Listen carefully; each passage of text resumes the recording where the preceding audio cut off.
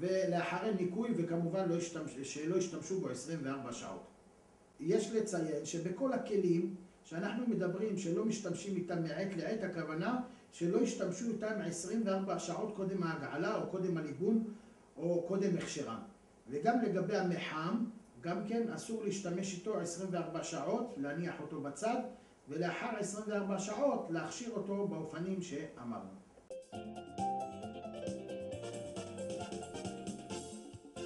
מיקרוגל, האופן ההכשרה שלו, למרבית הפוסקים אין לו הכשר, אם ישתמשו בו בדברים פתוחים בתוך המיקרוגל. גם לעניין בשר וחלב, לידיעה כללית, אפשר לחמם גם בשרי וגם חלבי בזה אחר זה במיקרוגל, זה בתנאי שהחלבי או הבשרי מכוסה היטב היטב. לא הרמטי, אבל היטב היטב, מכוסה, שלא יהיה בעיות לא של זיעה ולא של ריחה, ושכמובן לא יישפך מזה על הדפנות. אם ישתמשו במיקרוגל בחמץ, כשהדבר היה פתוח, מרבית הפוסקים כותבים שאין לו תקנה לפסח, ועדיף לו להשתמש איתו בפסח מחמת שאין לו תקנה. קיריים של גז, את החצובות יש ללבן היטב היטב, ואם בדיעבד הכשיר אותם בהגעלה זה מועיל. את הדפנות ואת כל הדברים שעליהם יושבים אסירים, לא החצובות, המסגרת של הגז, את זה כמובן שצריך להגעיל. אנשי חסידים ומעשה הם למעשה מצפים את זה בנייר כסף, זה מידת חסידות, ומי שעושה כך תבוא עליו הברכה. ראשי הגז, היכן שיוצאת הבעירה, שמה זה צריך ליבון, כיוון שלפעמים נשפך על זה גם כן מיני מאכל וחמץ, ולכן צריך ללבן את ראשי הגז. קומקום חשמלי יש לנקותו היטב, כיוון שרוב תשמישו הוא רק במים רותחים, לנקות אותו היטב היטב, וכמובן לא להשתמש איתו 24 שעות, ולמלות אותו במים ולהפעיל אותו עד שהמים ירתחו ויגלשו על גדותיו, וזהו הכשרו.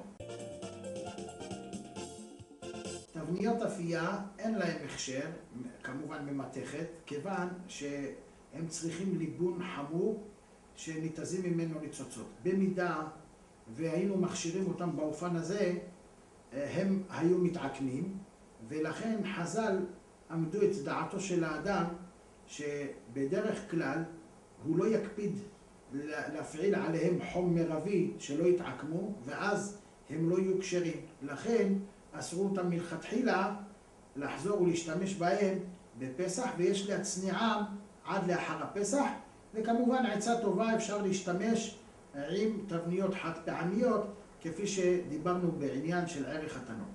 כמובן תבניות חד פעמיות צריכות גם להיקנות בהכשר שהוא כשר, ואולי אפילו גם כשר לפסח, כיוון שהעיבוד שלהם הוא נעשה על ידי משחה, שהיא בדרך כלל משחה שעשויה, למרבית היצרנים, עשויה מחומרים שיכולים להכיל שומן של חיות שאינן כשרות, ולכן ההברקה הזאת של התבניות עצמם היא באופן הזה נעשות על ידי המשחה הזאת.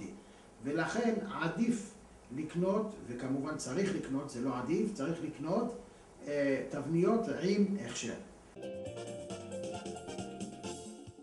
כוסות חד פעמים גם צריך כשרות. בשנים האחרונות התחילו לערבב כל מיני חומרים, להלבין את הכוסות בכל מיני חומרים שעשויים מחמץ, ולכן צריך גם כן שיהיה כשרות, שזה ללא חשש של חמץ בפסח. גם נייר ולטיגון ולעטיפת אוכל הוא יכול להיות בעייתי מבחינת זה שמעבדים אותו עם עמילן מחיטה, ולכן צריך להקפיד.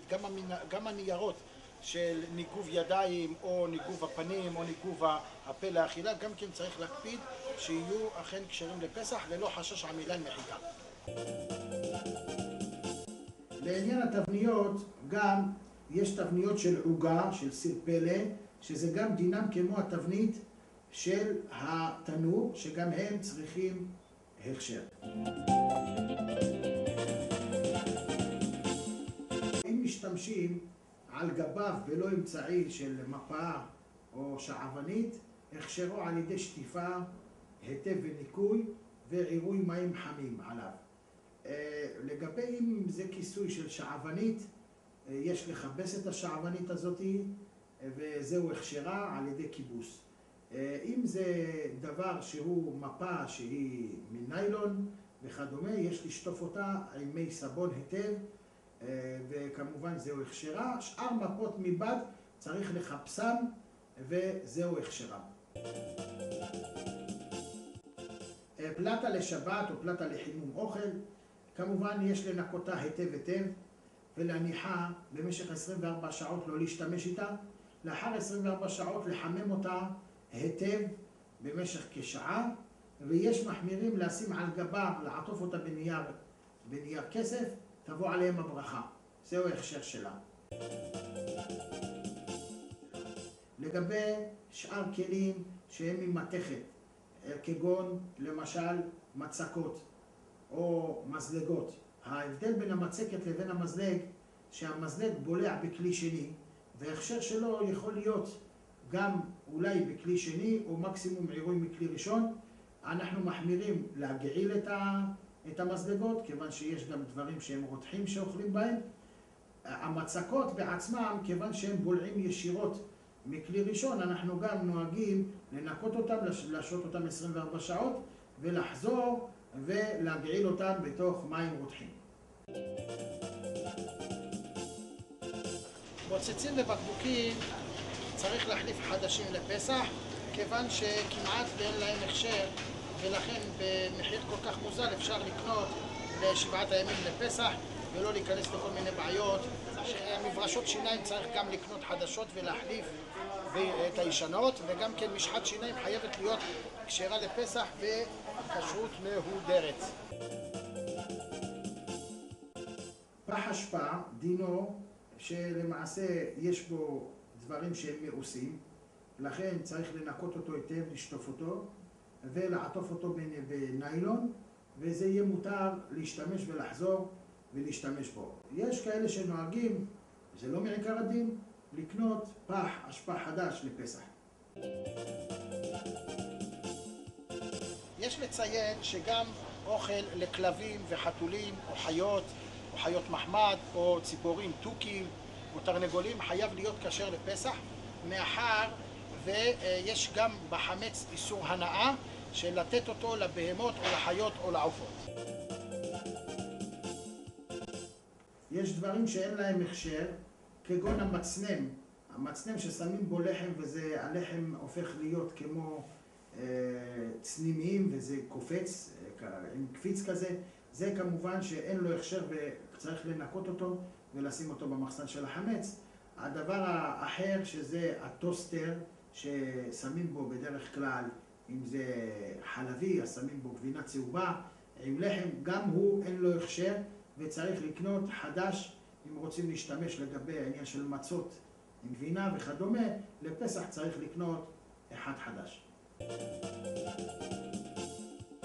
יש לנו איסור של בל ייראה ובל יימצא בכל הנושא של החמץ בפסח.